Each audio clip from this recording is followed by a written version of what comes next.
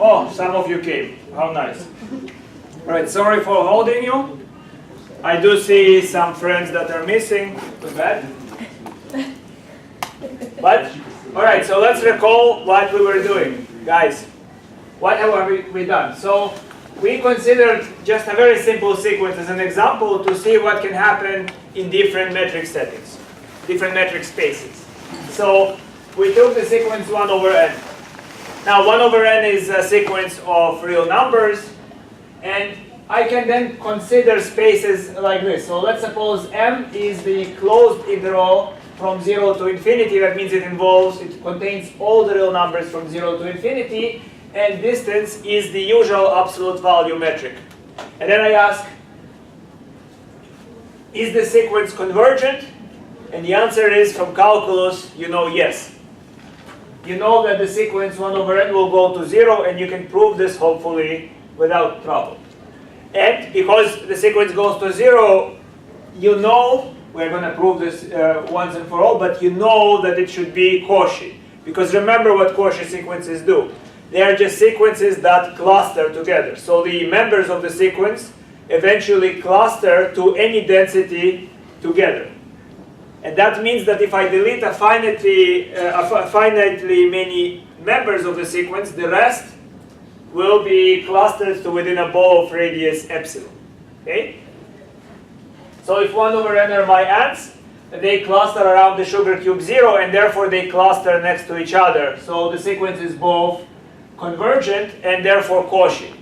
Now I can change the metric. Again, this is still very artificial because you really want to say that 1 over n in this new metric where 0 was deleted will still be convergent. But 0 no longer can be understood in the space where these ants live. And therefore we can only say we can say that the sequence is not convergent. Remember, we proved it rigorously as well. We showed that if you try, it is obvious in this case, it's if you just bring in the point 0, that's the only point where it goes. But let's say you were not aware of the existence of that such point. So then you can prove this by showing that no matter what x you pick in this space, the sequence doesn't cluster around that x. Okay? And therefore the sequence is not convergent, but still it is Cauchy. You can show that it gets dense, so the ants are getting dense next to each other. So now what we can do is we can now again consider another, so still the same space M. Notice what I did here, I just changed the set, or the space, but I kept the distance to be the same in both examples A and B. But in C, I changed the distance function. Okay? Geometrically, this function means reflection in the circle, or reflection in a circular mirror. So what it means is that the interval from 0 to 1 will be reflected to the interval from 1 to infinity. But you don't need to see this. You can reason right away. You know that this is not convergent because plug in any 1 over n and any 1 over m here, and the difference is really now the difference between two integers. So the sequence in a way has become discrete. Okay? Really, if you think of the mirror, the sequence now clusters around 0. Sorry, around infinity. It used to cluster around 0. 0 is mapped to infinity, so it does cluster if you consider infinity to be a point. So if I made this circle bracket a closed bracket, you might argue, and you might give a sense of what this closed bracket means, what sort of number that is. That would mean that it actually clusters now around infinity. But in real analysis, you don't have to worry about this. That's when you take complex. Okay, so anyhow, so without knowing anything, you can just quickly see that it's not Cauchy because it's really the absolute value of one integer minus the other, and they keep pretty big distance between each other, at least one. And now finally, a question that I haven't asked. So let's pick M. And M will be, in this case, any space. So any non-empty set. That's what I mean by a space. Any non-empty set of points. What can you say about the sequences in that space that are Cauchy? Can you imagine the sequences that are Cauchy? Think about it for a moment.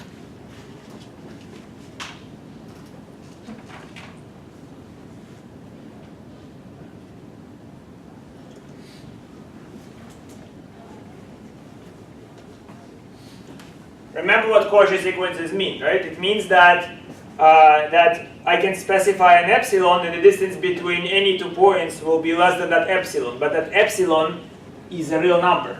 So I can take epsilon to equal, say, 1/2. What sequences will cluster within 1/2? If the sequence is what?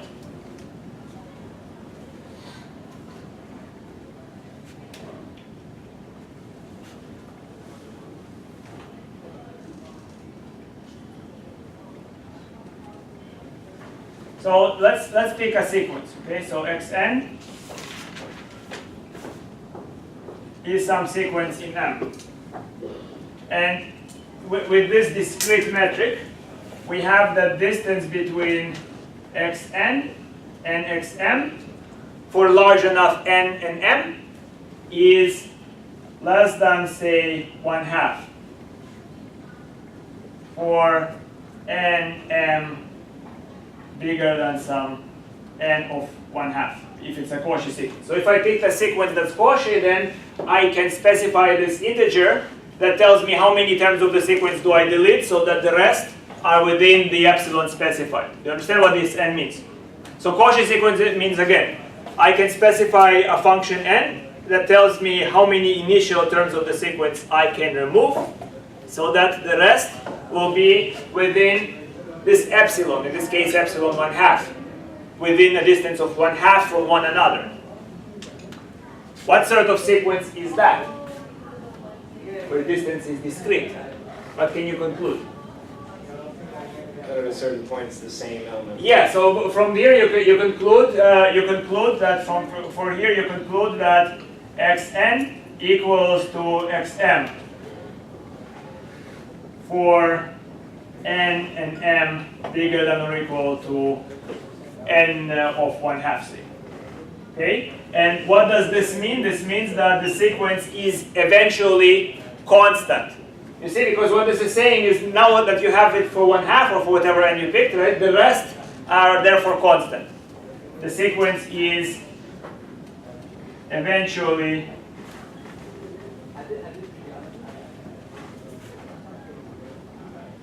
xn, in this case starting n equal to n of 1/2 to infinity, is constant. And again, that just means that the sequence xn is eventually constant. Do you see what I mean by eventually constant? So then what can you say about the Cauchy sequences? Do all Cauchy sequences converge? Sure they do. Because it's eventually constant, so it converges to that constant value that it eventually represents. Okay, that's going to be very important when we study connectedness, for instance. So all that's left now is to verify rigorously.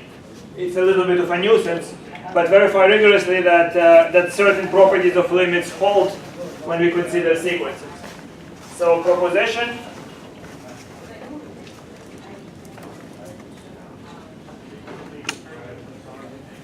So this proposition states that limits are unique.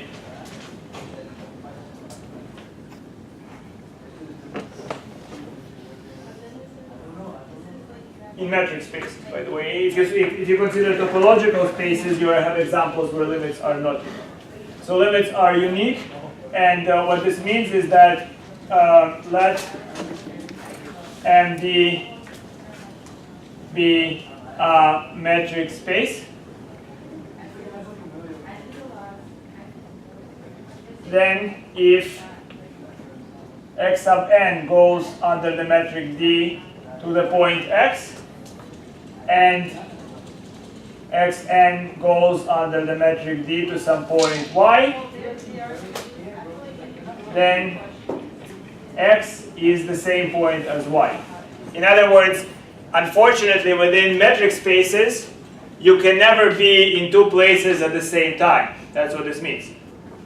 So there are spaces that are nicer. I wish I lived in such spaces where I could just at the same time be home and here. but that's not in metric spaces, alas. So proof. So xn, so xn going to x under the metric D means that the distance between xn and x will be less than epsilon over 2 whenever n is bigger than or equal to some capital N of epsilon over 2. Again, convergence implies that there exists an integer function capital N that will tell you for each epsilon how many terms of the sequence to omit. Okay? So that's one thing we know, and the fact that xn goes under the metric D to y means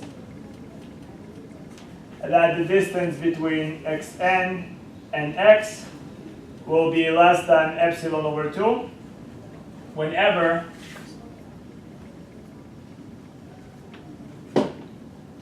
n is bigger than or equal to some other function which I'll write as, I used m, so I'll call it k of epsilon over 2.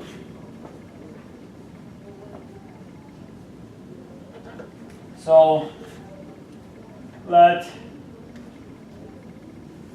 j of epsilon over 2 be equal to the maximum of n epsilon over 2 k epsilon over 2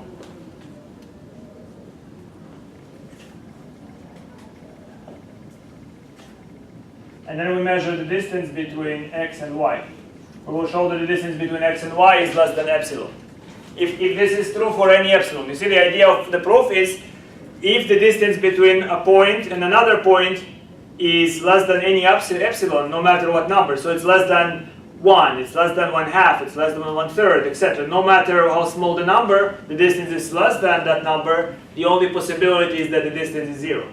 That's the idea. Okay? Make sense? The philosophy makes sense? So I'm going to show that, so I didn't really bother saying this, and why did I pick epsilon over 2, but again, the idea of this xn going to x, it means that there is an n function, n of epsilon, okay? And that means if I plug in epsilon, it will give me an integer from which I start the sequence, and then all the terms of the sequence are within that range. So if I plug epsilon over 2, it means the distance of xn and x is less than epsilon over 2. The fact that I also claim that the sequence goes to y means that another function exists, which will bring the terms close to y. And now I'm going to pick the maximum of those two numbers. That means that the remaining terms are simultaneously close to x and simultaneously close to y. All of them. Okay, right? So distance between x and y by triangle inequality will be less than or equal to the distance between x and xn plus the distance between xn and y. And altogether this is less than epsilon over 2 because the maximum is bigger than n. That's for the first guy. Plus this is less than epsilon over 2 because the maximum is bigger than the other value here, which is epsilon. Okay? And again, this is rather trivial because you could just schematically imagine that if you had x here and y here, so the terms of the sequence cannot cluster all together around x and around y, because what you're claiming is all of them cluster within x eventually, and all by finitely many cluster within y. So there's nowhere to go.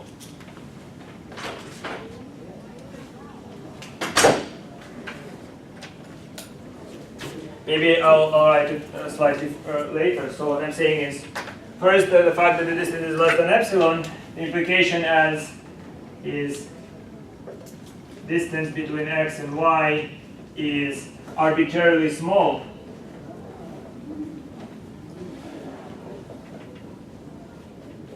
Hence, 0.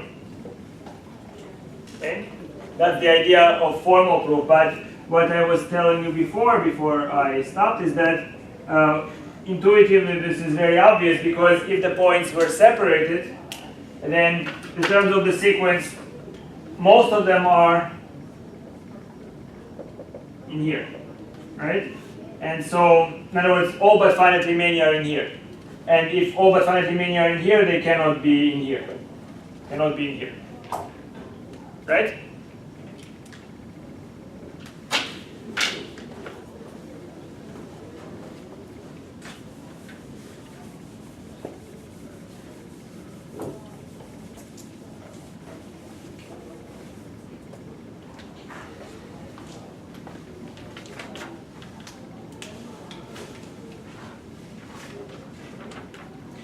So now next proposition is every convergent sequence is Cauchy.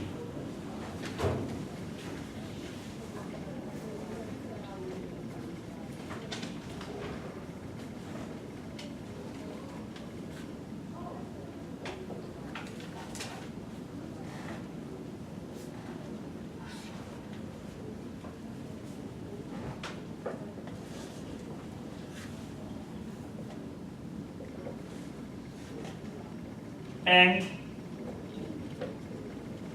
a Cauchy sequence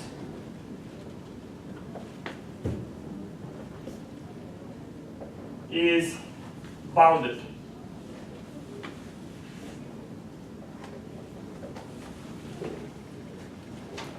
Proof. So what I'm claiming is that if the sequence clusters around some point x, then in particular the members of the sequence are densely packed together. So let xn be a subset of n, and we suppose that xn goes under the metric d to some point x. So that means we picked a convergent sequence. So then what happens here?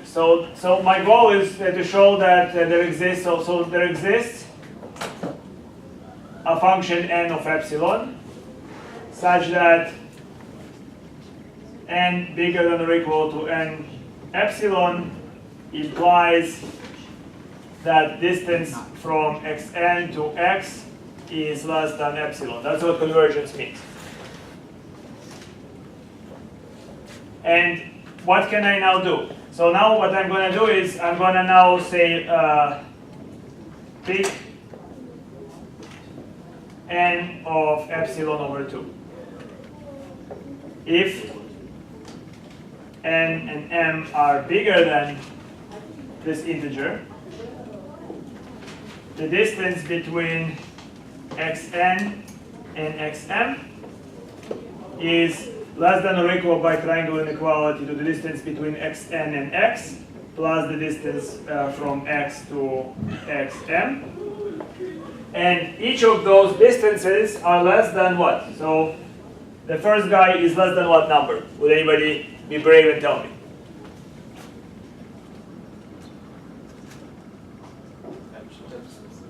Epsilon over 2. So you understand what this function means, right? Whatever value I plug in here, that tells me that if I delete up to this integer, the remaining terms are within this distance. Okay? So therefore, if such function exists, then I can pick epsilon over 2 for the function, and it will tell me which integer to pick to prove convergence to within epsilon. So this is less than epsilon over 2 plus epsilon over 2. Which is, because again, m is bigger than this integer, so this was less than epsilon over 2. And therefore, the distance between xn and xm is less than epsilon, and therefore we proved its Cauchy. Yeah, that's the definition of Cauchy, that I can make it less than epsilon. By the way, a note is that once you get comfortable with this thing, you notice you don't really need to bother showing that something is less than epsilon, but less than some constant times epsilon is also perfectly fine. All that you're saying is that the sequence gets arbitrarily dense. So yeah, very soon in proofs I will stop bothering. I'll be a bit loose. You don't need to show less than epsilon. You just need to show less than k times epsilon, where k is some number.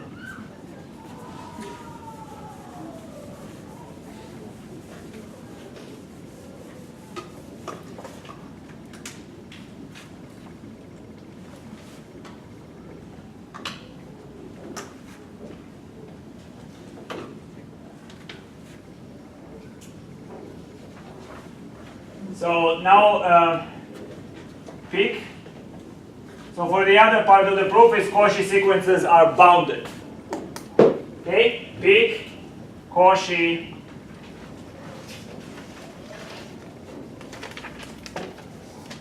y over n, which is a subset of n.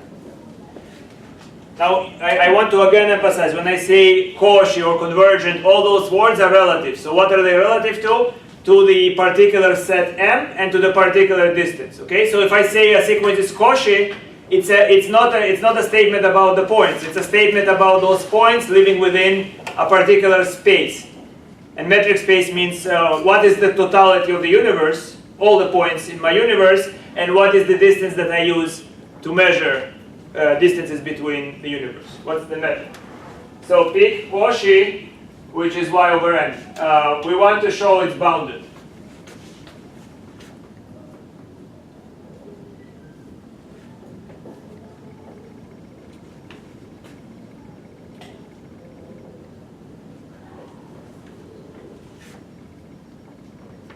In ND. Okay, do you remember what bounded means? Could you remind me, please? I forgot. What's bounded? What does it mean for a set of points to be bounded? There's an open ball that contains it. Right. So, so I imagine when something is bounded, I can inflate a soap bubble, and the soap bubble will encapsulate all the points within itself. So I want to figure out how do I pick a ball centered somewhere that encapsulates all the points. Okay. So what we do is we know that it's Cauchy. So what we can say is let n equal to n of epsilon be, it's really annoying to write it, be such that that the distance between xn and xm are less than, the distance is less than epsilon whenever n and m are both bigger than or equal to this n. Okay? So because it's Cauchy, I know that such a function n, capital N exists, and I can just delete a bunch of terms. So then what I am going to do is I'm going to pick the bubble around x sub n. We're going to consider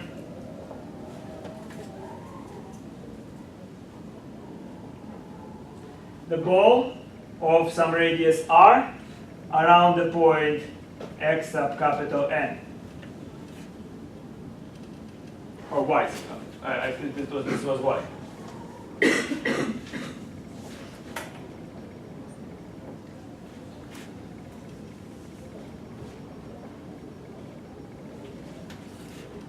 Okay. Consider ball of radius r around y sub capital N, where r, let's pick r to be the maximum.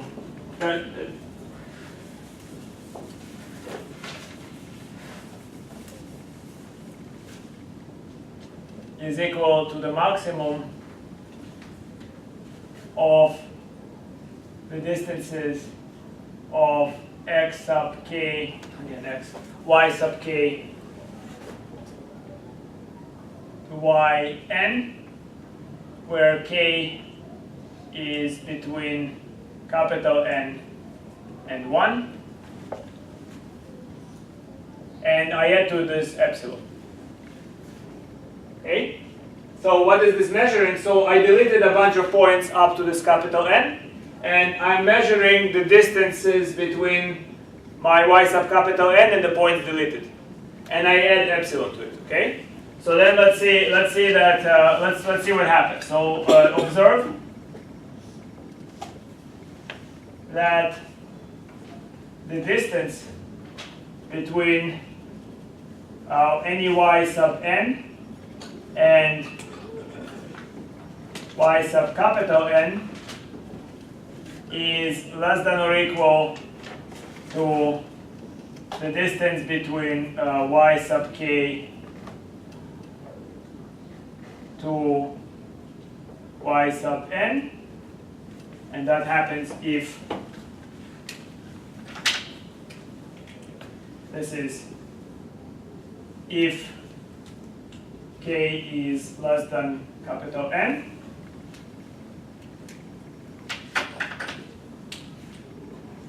or less than or equal to epsilon if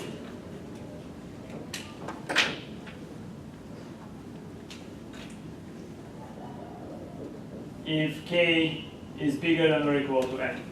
Okay? So either the terms of the sequence, either the k's are subsequent integers after capital N, or they are precedent integers. Okay? So in the case they are precedent, it's one of the distances that I considered. If they are subsequent, epsilon is already bigger. Okay? In any case,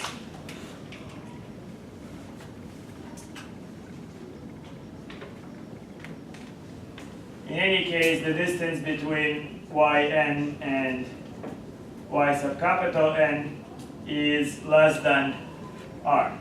Because if it's the former case, the maximum will be the biggest.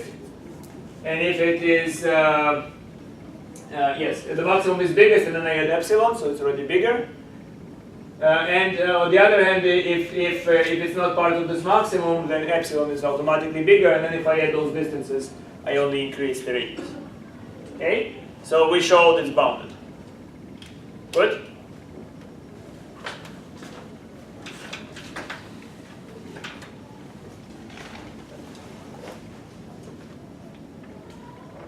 Now I should mention that although every Cauchy sequence is bounded, not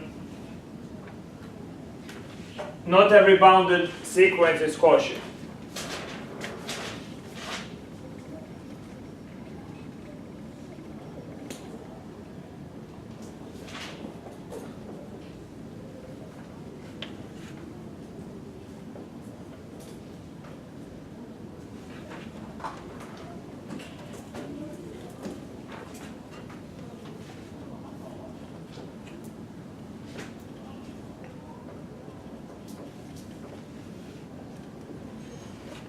Not every bounded sequence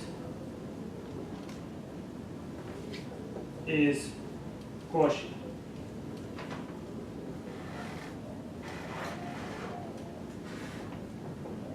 And why is that the case? Well, we can consider in R the following sequence.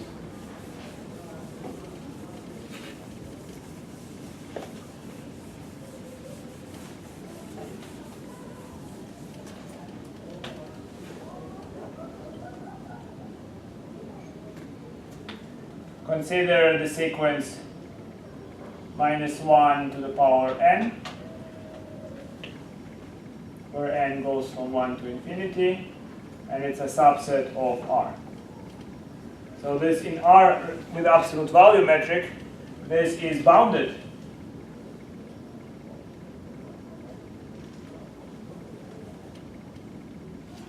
What's the bound? So for example, I can take the interval from -2 to 2, it will contain all the terms of the sequence. So it's bounded, right? So bow around 0 of radius 2 will contain everything. But not Cauchy.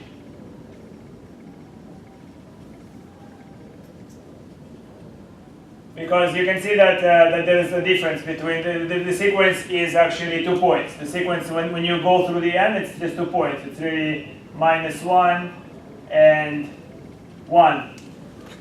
Okay, so there's a bunch of repetitions, -1 and 1. So it's actually it's a fusion of two constant sequences. One at -1, the other at 1, and therefore it's not Cauchy.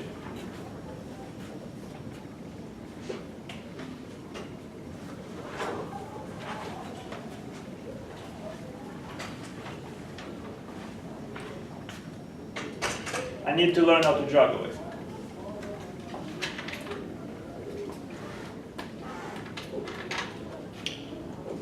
I can only do this. So yeah, that's as far as my agility goes today.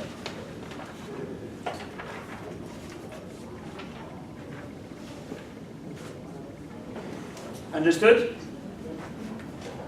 That's easy, right? It's not like peanut. Nothing.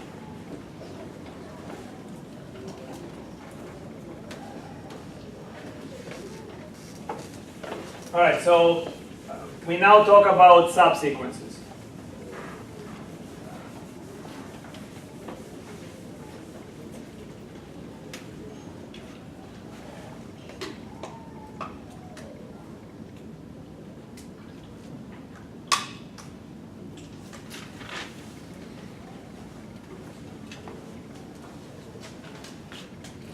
So, do you recall what is a sequence?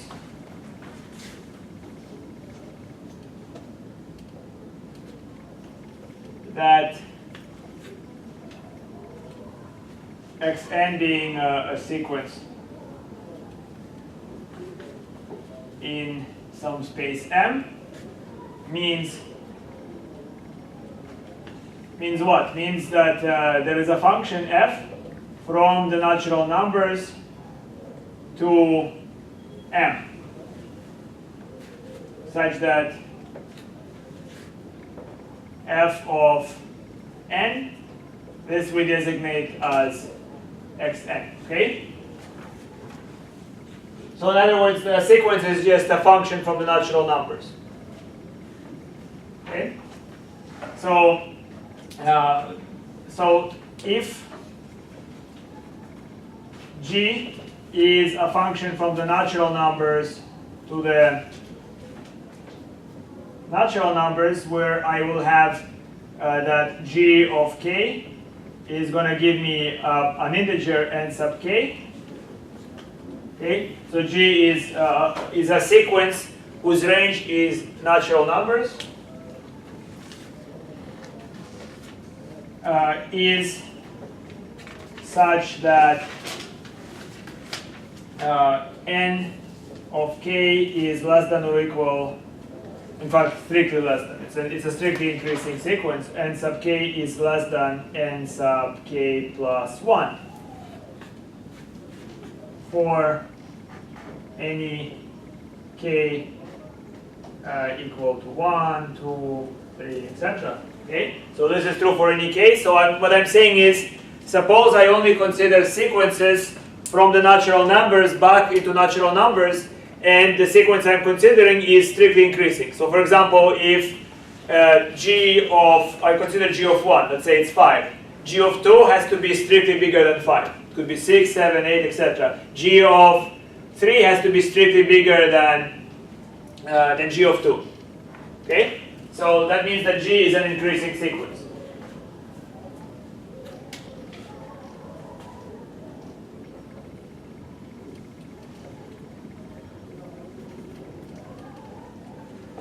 Okay, so that's an increasing sequence.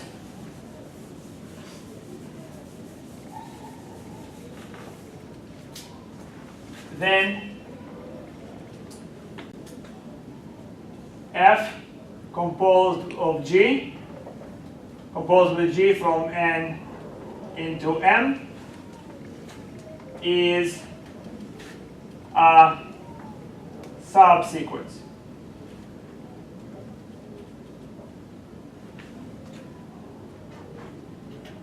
It would be written as xn sub k, because the image of under g is first n sub k. It's a subsequence xn sub k. In this case, k goes from 1 to infinity of xn, where n goes from 1 to infinity. Okay? So by strict definition, that's what happens. But I will show you examples so you can just quickly see what's the idea. So let's use our favorite harmonic sequence.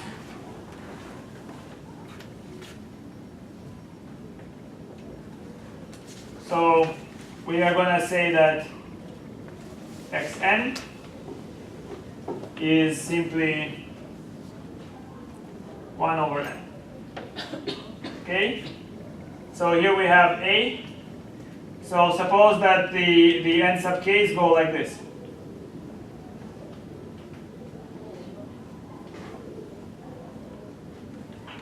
So they are the odd numbers. So they will be given by the formula 2k plus 1. And you agree that odd numbers are increasing. Okay? So first number is 1, second number is 3, etc.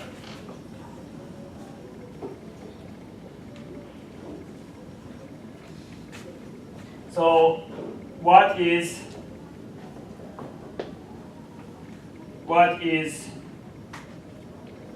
x n sub k? Oh, the answer is obvious. It's simply the sequence 1 over 2k plus 1. Okay?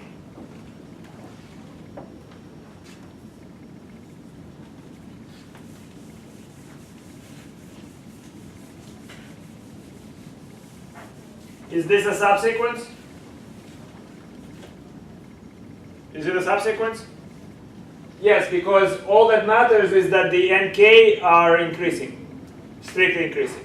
Okay? So B, now I'm going to say that nk are equal to 2 to the power of k, then x sub nk equals to 1 over 2 to the k. See, now, so is this a subsequence? By the way, I'm jumping, but maybe I think it's obvious, but maybe I'm wrong. Is this a subsequence or not? 1 over 2 to the k, it's a subsequence. So in this case, it's a subsequence. And this guy is a subsequence.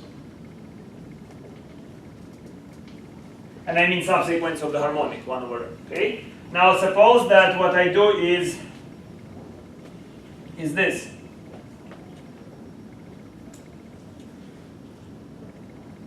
So nk is a sequence of natural numbers, so it will be 2, 1, 3, 4, 5, 6, and etc. Is x sub nk a subsequence?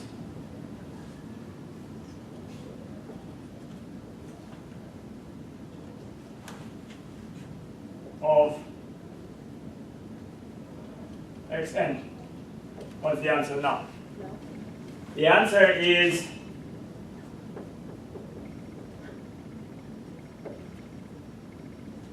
no, okay? Now let me explain to you again, as a person from the Soviet Union, I should know what subsequences are, right? Because what is the situation, okay? A subsequence means so you have a line, right? So you have a Q line. This is the first guy. This is the second guy. This is the third guy, fourth, and onwards, okay? So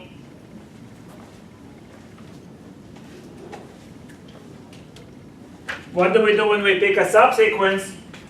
We pick some of those guys to move to another Q line. So let's say I decide to pick the even guys, right? So this guy, I tell him, you move to the Q line. So you move here. So you become the first.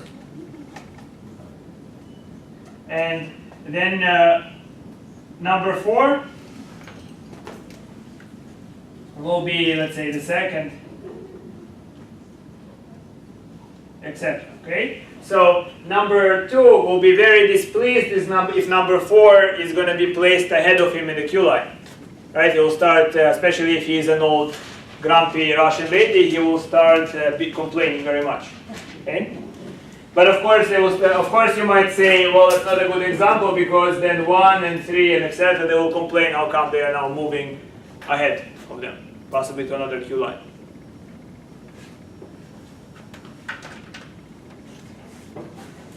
So you understand? So the idea of subsequences is really simple. All it is that you pick out members of the original sequence and you keep them in the same order in which they stood in the original line relative to one another. That's what a subsequence is. Good?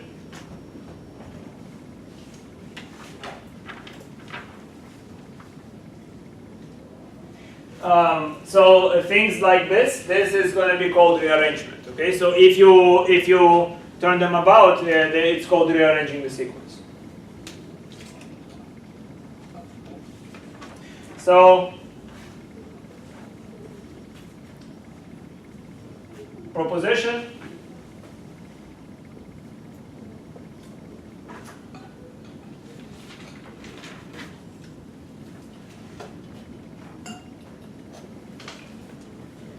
Proposition if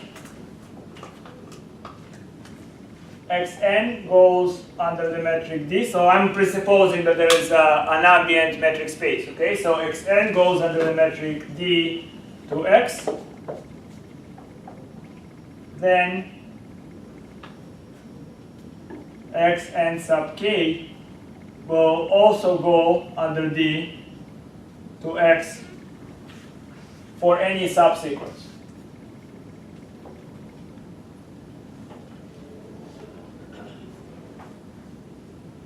For any subsequence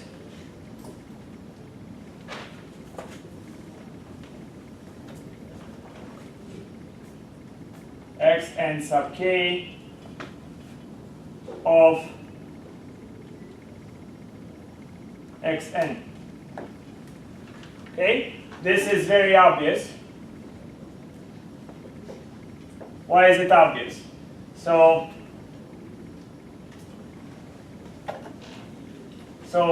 we need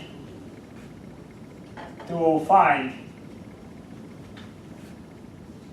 capital K of epsilon such that if K is bigger than or equal to capital K of epsilon, the distance between x and sub k and x will be smaller than epsilon. Okay? We know that n of epsilon exists where n bigger than or equal to n of epsilon implies distance between xn and x is smaller than epsilon. So let k of epsilon equal to what? Again, those are proving other obvious things, right? If all the terms of the sequence are clustering around x, so then if I look at only some of those terms of the sequence, surely they are clustering around x. But to be formal, what should k of epsilon be, if you understand? What should it be? You understand what it means, right? So the fact that I'm assuming that xn goes to x, it means that I am having, there's a great German word, I don't know any equivalence, it's called 400. Das ist uns 400. It's in front of our hands, 400. Okay? So we are given this guy. Okay? Which makes me, I know how many terms of the sequence I disregard, so that the ones following will be encapsulated within a bow of radius epsilon around x. So what's the corresponding k function? They're of course not one, there are plenty of functions, but what's the most obvious, immediate function that you can pick? Come on.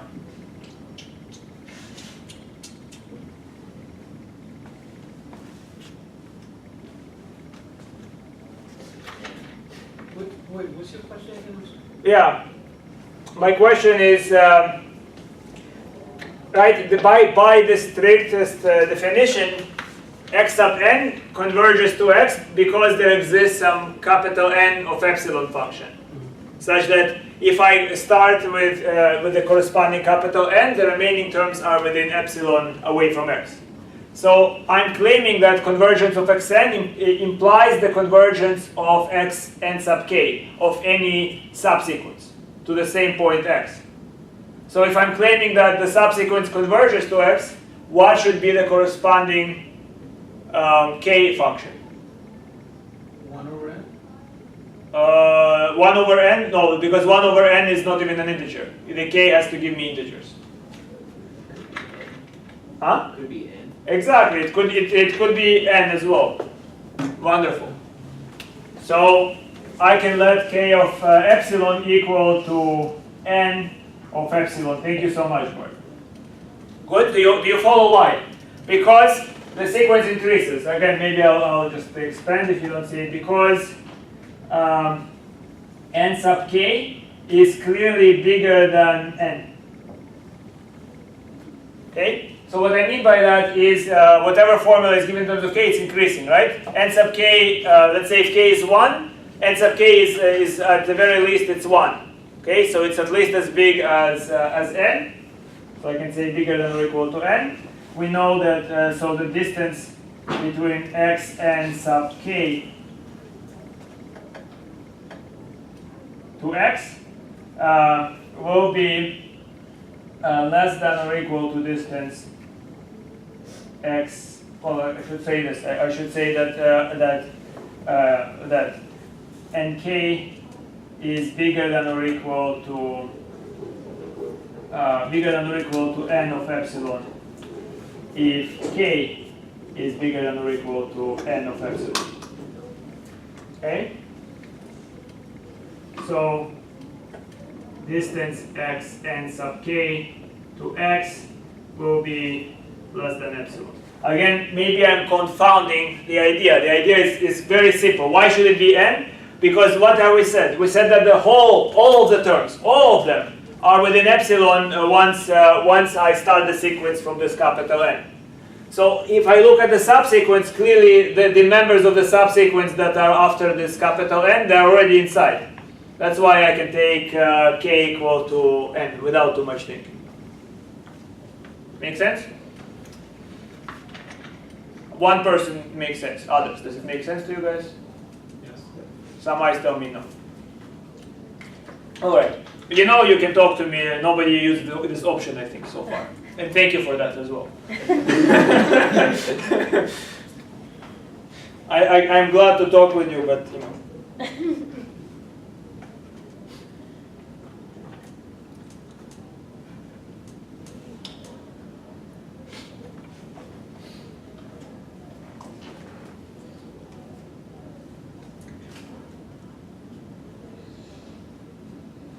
Where was I? All right. So now slightly more difficult, maybe slightly less obvious proposition.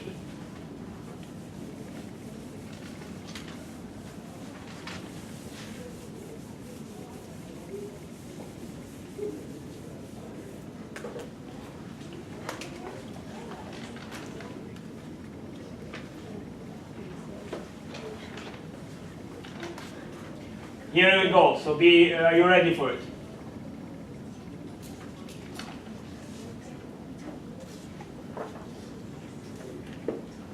A Cauchy sequence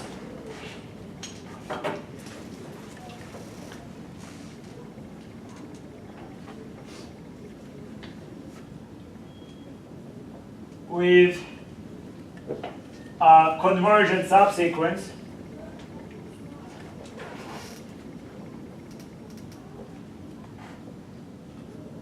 Would anybody like to complete the sentence? A Cauchy sequence that has some convergent subsequence will what?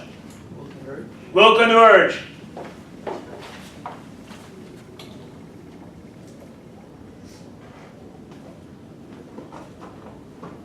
Or converges. Okay, will converges in the future. Whatever. So is this intuitive for you? what am I saying? I'm saying that I have a sequence that the members of the sequence cluster. They are clustering together, okay? And then I know that if I look at some of the ants that cluster together, they actually go to a sugar cube. That's the point where they converge. Now the remaining ants must also go to that sugar cube because they cluster next to that subsequence. You understand? So I just I look at an infinite crowd of ants. They are crowding together, okay? And then I found out that some of those infinitely many ants are red ants, so they're colored red. I trace the red ants. There are infinitely many of them, and most of them eventually are in the cluster, and they go to some sugar cube. So the remaining ants are also going to the same location. Okay, so let's prove that this is indeed the case. So this is important and perhaps a slightly less obvious than so what we have is suppose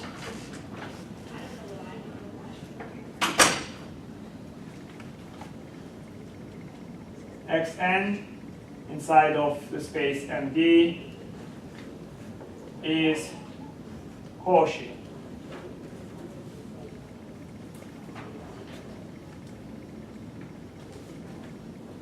So immediately what this means this is existence signs. There exists a function n sub epsilon such that what? What happens? Yeah, I'm saying it's Cauchy, so what's true?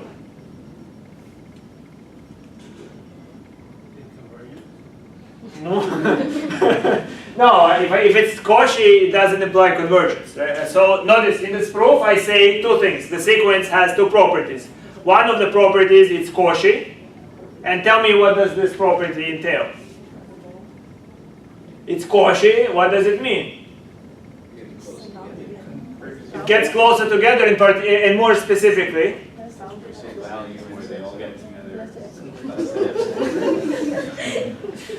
It's dynamic. Can you tell me what in particular it means? So what is this n of epsilon? The point at which any index of the sequence, if you take any two, they're right. Exactly. Right. So what it means, it tells me the ants have a number on them. So it tells me this is maybe n of epsilon is in the million. The number is 1 million. So it means I brush away ants number 1 through ant number million minus 1, and the remaining ants are clustered within this bow of radius epsilon, whatever that epsilon is. Okay, so if I change the epsilon, the number of ants that I brush out increases, obviously. If the sequence is not constant, it will have to increase. Such that m and n bigger than or equal to n of epsilon. You see what this means, okay? So that's just how you write the idea. It means that the distance between the mth ant and the nth ant is less than epsilon. Make sense? Easy, right? And now we have, suppose, the other hypothesis that x sub n sub k converges. So this is by this I mean is a subsequence. Okay, so the terms the ants were not relabeled. The labeling stays as it is. Converges, and if it converges to some x, and the x, if it converges, has to necessarily be an element of m. So x sub n sub k converges to x. Okay, and this means that there exists some capital K of epsilon, such that k bigger than or equal to k of epsilon implies that distance between x n sub k and x is less than epsilon. Make sense? And now I want to find what can I do? You see, it always goes up. I don't know. I mean, I'm thinking, does it mean that my right eye is higher than my left eye? Maybe that's exactly what it means.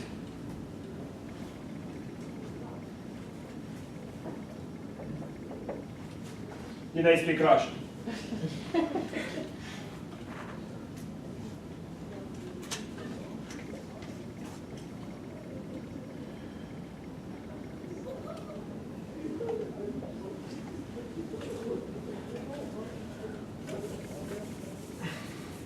Yeah, you understand, it bothers me. I always, at a glance, when I move out, I see that my lines, they go like this all the time. They go up. And I'm thinking, why do they go up? Is it, from my perspective, it doesn't look this way.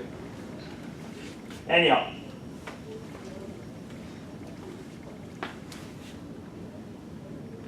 Still goes up. Bothers me enormously.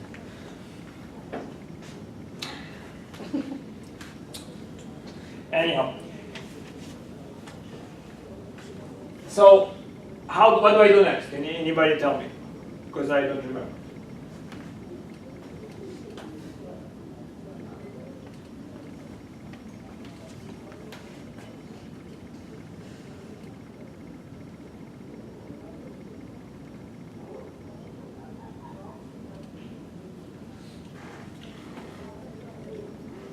So what do I do?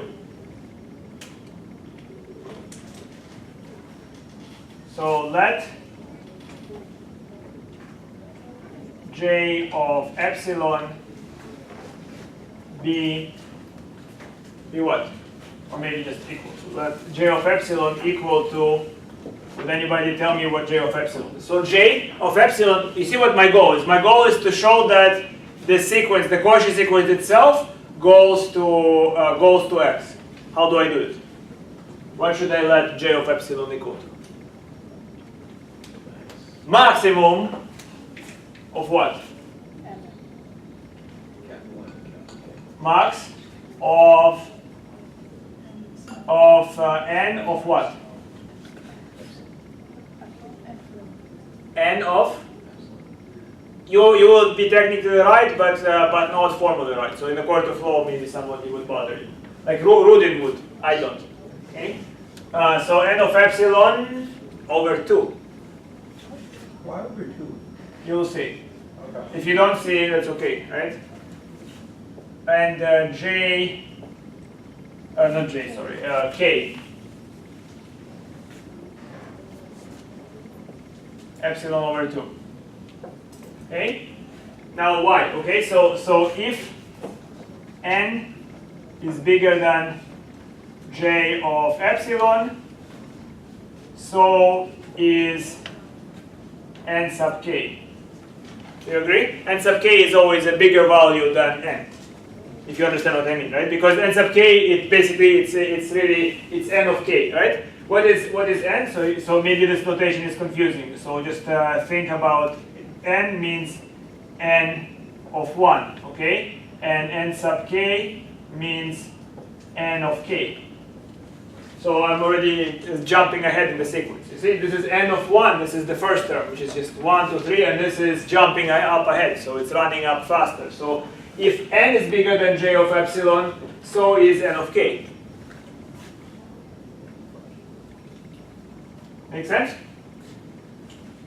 So what do I know? So then my goal is to, so then I show distance, so I'm going to calculate distance of xn to x, and to x. Distance of xn to x, and I want to show that this is less than epsilon, okay? And then I use triangle inequality.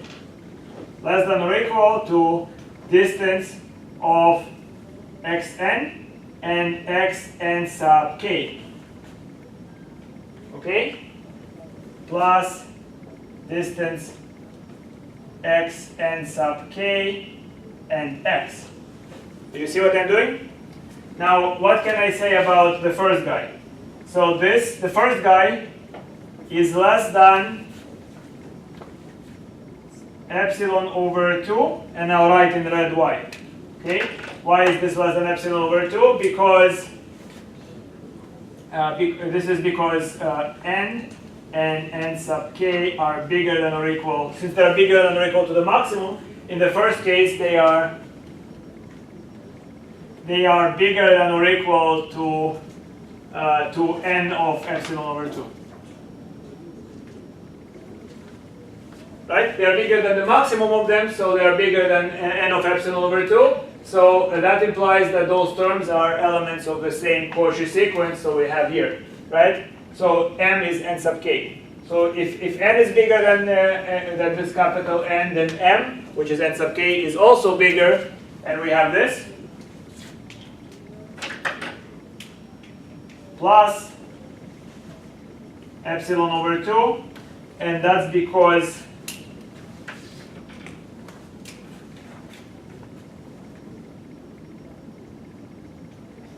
n and n sub k are bigger than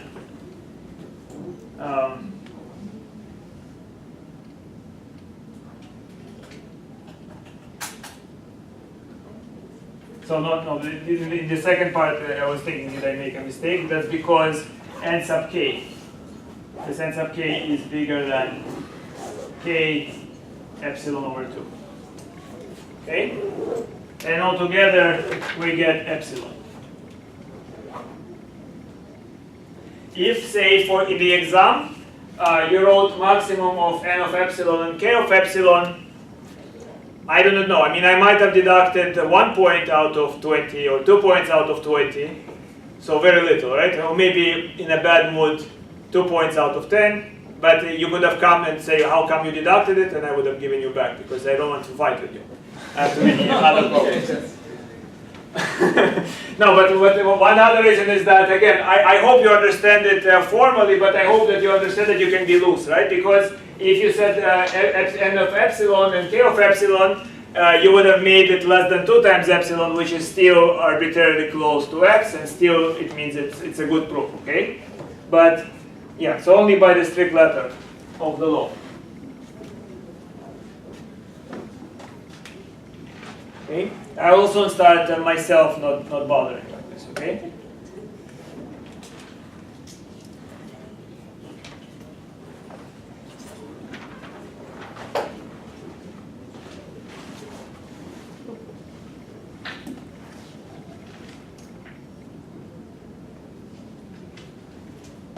All right, so I will state a few propositions, and the proofs are in the book.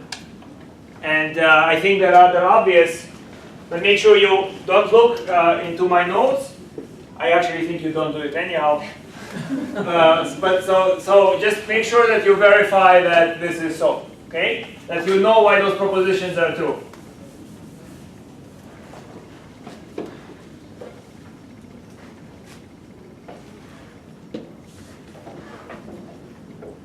And by the way, if you don't like my handwriting, there are also typed notes if you saw it, right? I didn't do it, but a student likes it.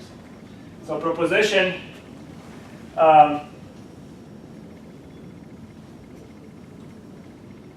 every subsequence of a Cauchy sequence is itself Cauchy.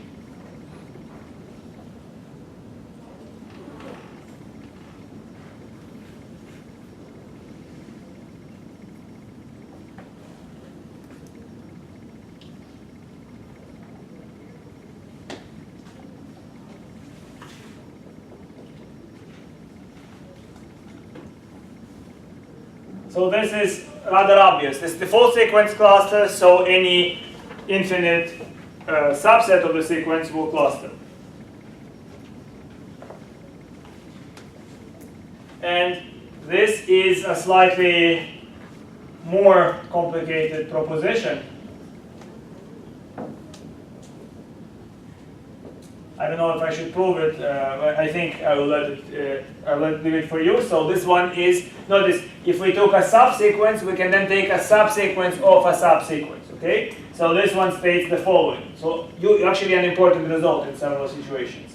If every subsequence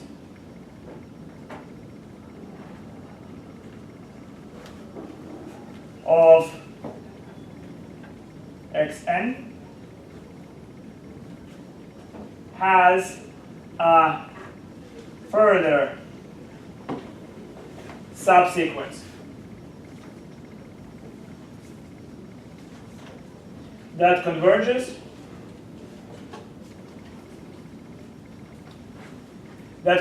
by the way, I will put in parentheses to x, but you don't even need to know that.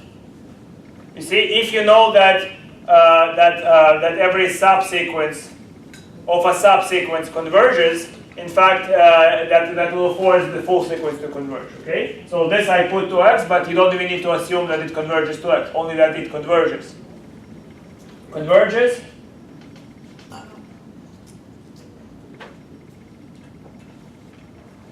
1 second, let me think if I'm lying to you.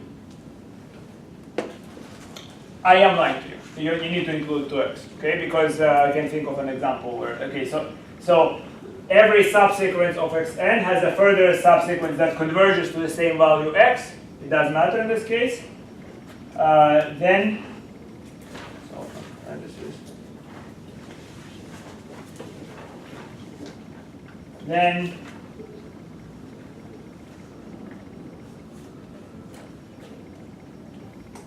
no, I'm not lying.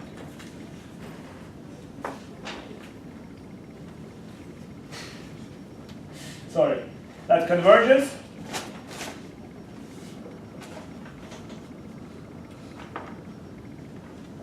Then xn under the metric d. Of course, when I say this, I mean that there is an ambient space and there is ambient distance. Then xn goes to x. Wow. Okay, prove it.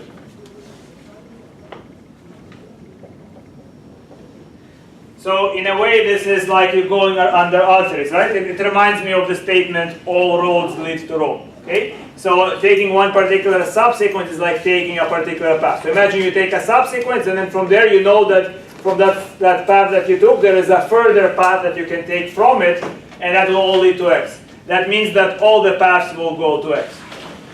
Can you think of a proof? All right, so bye.